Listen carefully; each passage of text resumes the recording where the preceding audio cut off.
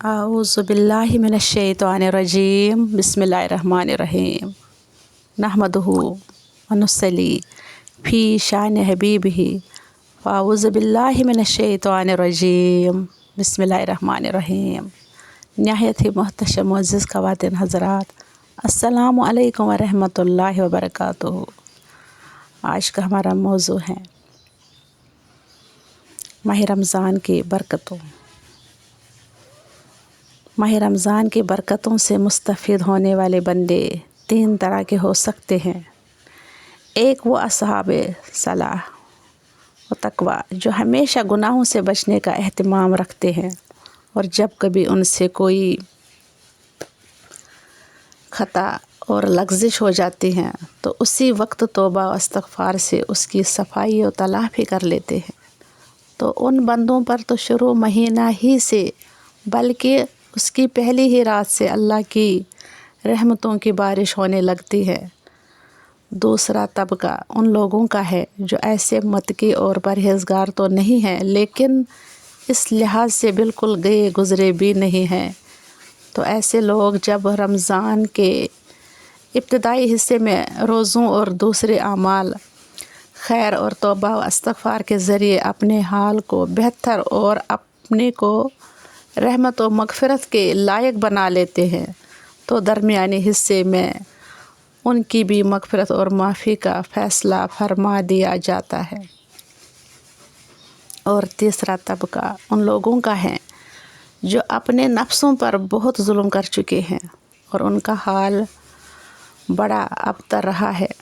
اور اپنی بدعمالیوں سے وہ گویا دوزخ کے پورے مستحق ہو چکے ہیں۔ اور وہ بھی جب رمضان کے پہلے اور درمیانی حصے میں عام مسلمانوں کے ساتھ روزے رکھ کے اور توبہ استغفار کر کے اپنی سیاہ کاریوں کی کچھ صفائی اور تلافی کر لیتے ہیں، تو آخر عشرہ میں جو دریائے رحمت کے جوش کا عشرہ ہے، اللہ تعالیٰ دوزخ سے ان کی بھی نجات اور رہائی کا فیصلہ فرما دیتا ہے۔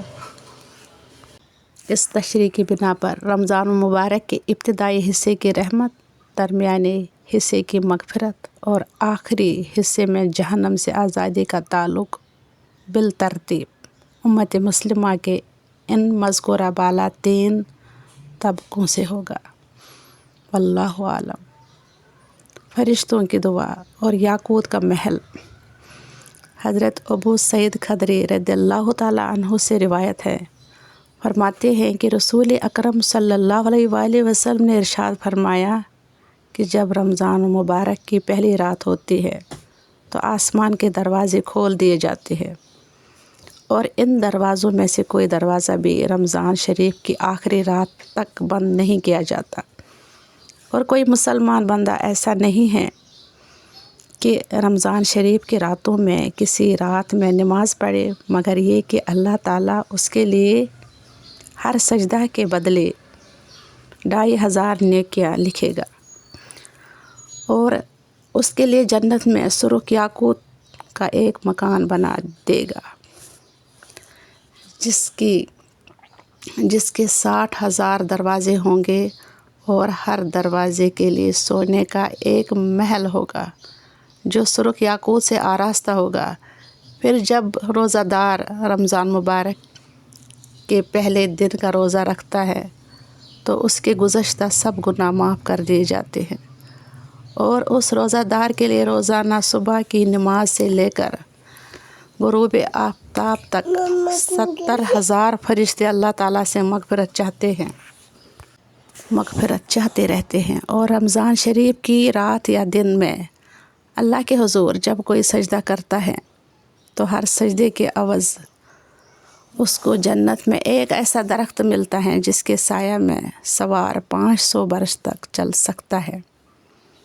رمضان مبارک میں ہر سجدے کے بدلے 2500 نیکیاں ملتی ہیں،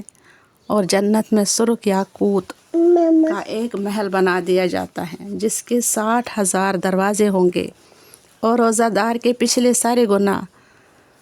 صغیرہ معاف ہو جائیں گے، اور اس کے لیے روزانہ صبح سے لے کر شام تک 70,000 فرشتے اللہ جل شانہ سے مغفرت کی دعا کریں گے۔ ہر سجدے کے بدلہ جنت میں ایک درخت لگایا جائے گا جس کے سائے میں سوار 500 سال تک چل سکتا ہے۔ اس ثواب عظیم کو حاصل کرنے کے لیے ماہ رمضان تک اگر دنیاوی مصروفیات بالکل چھوڑ دی جائے تو بھی بہت سستا سودا ہے، ورنہ ان کو کم سے کم کرنا تو کچھ مشکل نہیں۔